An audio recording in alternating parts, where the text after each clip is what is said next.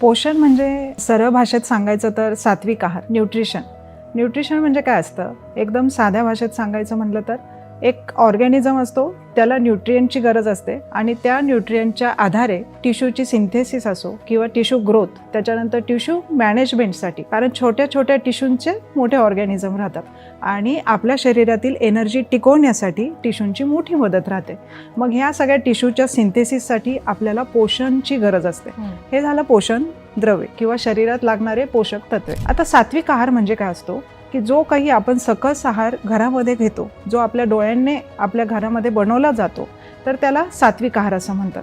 आणि सात्विक आहारानेच शरीराची, मनाची आणि विचारांची जडणघडण होत असते. मग आता या सगळ्याच्या अनुषंगाने जेव्हा भारत सरकारने विचार केला की भारतासारख्या देशामध्ये इव्हन मुंबईसारख्या उपनगरात सुद्धा 16,343 इतके कुपोषण बालके आढळलेले आहेत, तर त्या अनुषंगाने आता 7वी आवृत्ती आपली चालू होते 2025ची, जो की आपण आता 8 एप्रिल तुम्ही सांगितल्याप्रमाणे 8 एप्रिल ते 23 एप्रिल पर्यंतचा हा कालावधी पोषण द्रव्यांसाठी म्हणजे पोषण अभियान, आणि त्याच्यातलाच हा 15 दिवसांचा पिरियड आहे, म्हणून पंधरवडा, पोषण पंधरवडा, त्यालाच हिंदीतून पोषण पखवाडा असेही म्हणतात.